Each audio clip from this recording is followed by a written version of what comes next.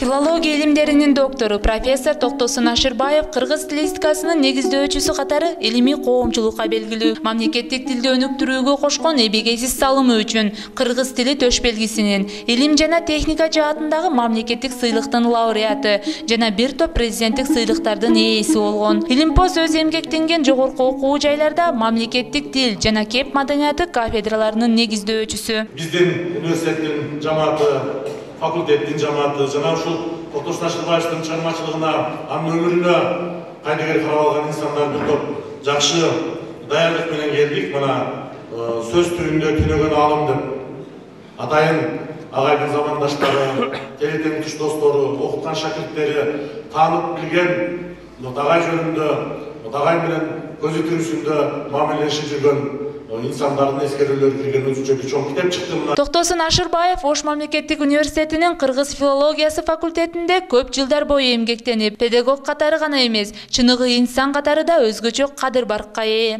Профессор көзү тирүү болгондо быйыл 70 жашка толмок. Окумуштуунун 70 жылдык мааракеси окуу жайда белгиленип, кесиптештери, жакындары жана шакирттери келди. Замандаштары аны илимпоз гана эмес, комуз чертип, ырырдап, күү чыгарган таланттуу инсан катары эскеришет. Анын эми илимпоздугун айтып атабыз. Ал педагогиканы бирок анда өзгөчө таланттар бир жагы бул неме чыгармачылык да. Ыр жазат эле, анан ага оон чыгарат эле, мандалинде ойнойт эле, аккордеондо ойнойт эле, комуз чертет эле да. Бул бир жагы.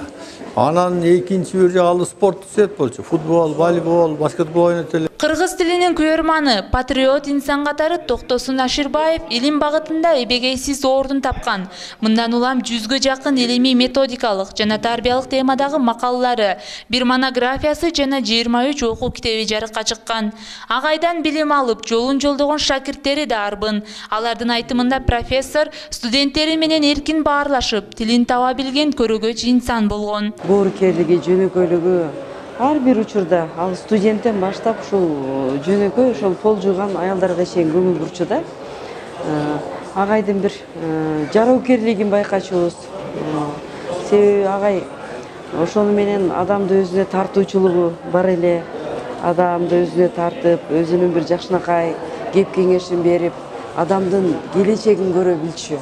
Эгерде адам агайга бир келечеги көрүнүп калган болсо, ошол адамга ар тараптуу колдоо көрсөтүп, агай жардам берип, ошонун келечегине жол жасайт эле да. Мен мисалы 1992-жылы университетке Окумуштуунун талыкпаган илимий изилдөөлөрүнүн негизинде жаралган эмгектери республикалык жогорку окуу жайлардын окутуучулары, студенттери жана орто мектептин окуучулары тарабынан пайдаланылып келет. Агай тууралуу шакирттери, кесиптештери жакындан билсе, билим алуучулар окуу китеби аркылуу таанышат. Кыргыз тилинин илимине киришүүдөн ошол агайдын китеби менен баштаганбыз окуубузду.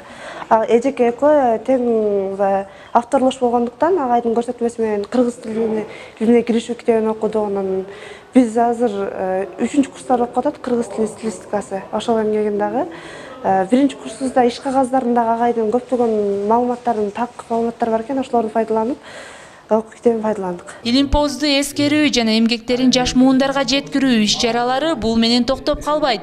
Мындан ары ар бир факультеттерде Токтосун Ашырбаев тууралуу фильм көргөзүлүп, шакирттери менен жолугушууларды өткөрүү пландалууда.